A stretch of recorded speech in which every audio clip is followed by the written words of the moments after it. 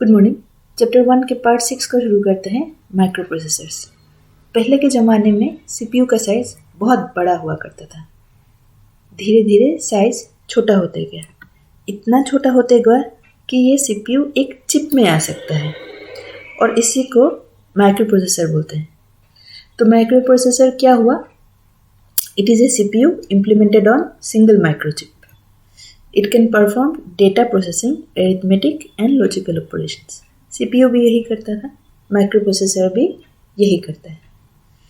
Micro processor और क्या कर सकता है? इसका प्रोसेसिंग कैपेबिलिटी बढ़ गया है, साइज भी छोटा हो गया, दाम कम हो गया और मिलियंस ऑफ इंस्ट्रक्शन 1 मिलीसेकंड में एग्जीक्यूट कर सकता है।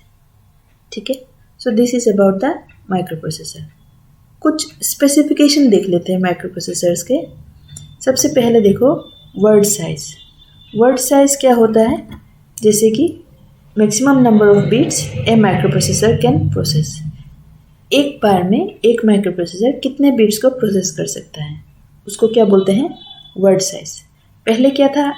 8 बिट्स को ही माइक्रो प्रोसेसर प्रोसेस कर सकता था। आजकल क्या हो गया है? 16 बिट्स से 64 बिट्स तक का डेटा एक ही बारी में प्रोसेस कर सकता है। मेमोरी मतलब रैम का साइज़। पहले क्या था? 4 MB ही बहुत बड़ा माना जाता था पहले। आज के ज़माने में 16 एक्साबाइट तक का रैम कंप्यूटर में लग जाता है। ठीक है, क्योंकि प्रोसेसर का भी कैपेसिटी बढ़ गया ना, इसलिए रैम का भी कैपेसिटी बढ़ा दिया गया है ताकि वो ज़्यादा से ज़्यादा इंस्ट्रक्शन एग्जीक्यूट कर सके। नेक्स्ट क्या है? Clock speed. क्लॉक स्पीड का मतलब क्या होता है?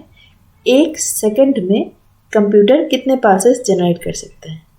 ठीक है, नंबर ऑफ पल्सेस जनरेटेड पर second by A computers internal clock. ये क्या है? Clock speed.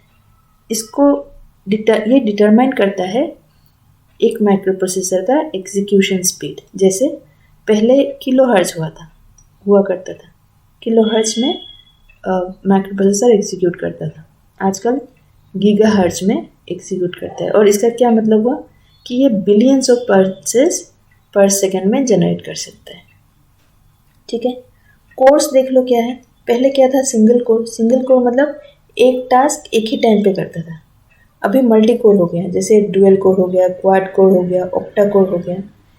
मतलब ऑक्टा कोर मतलब 8 कोर है, तो 8 कोरों में अलग अलग काम एक ही साथ में चल सकता है। तो इसी चीज़ को पैरेलल प्रोसेसिंग भी कहते हैं। ठीक है, पैरेलल प्रोसेसिंग से क्या हुआ? सिस्टम का परफॉर्मेंस जो है वो इंक्रीज हो गया है। ठीक, so these are about the micro processor specifications. Next topic is micro controller. बहुत छोटा टॉपिक है, देख लो।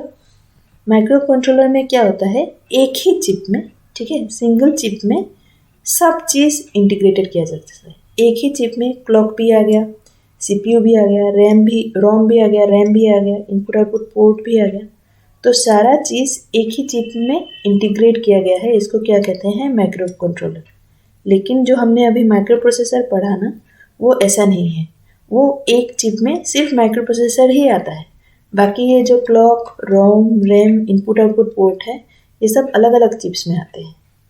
ठीक, तो माइक्रो कंट्रोलर का साइज छोटा होने के वजह से वो दूसरे मशीनों के अंदर एम्बेड किया जा सकता है।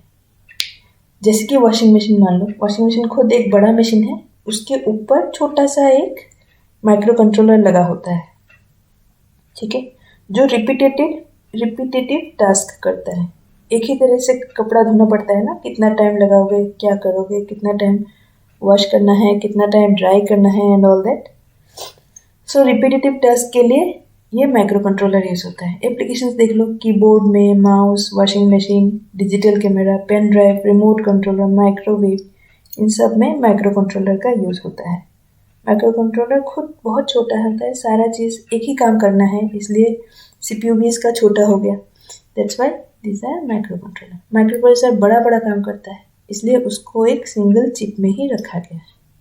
ठीक है, so this is it. Okay.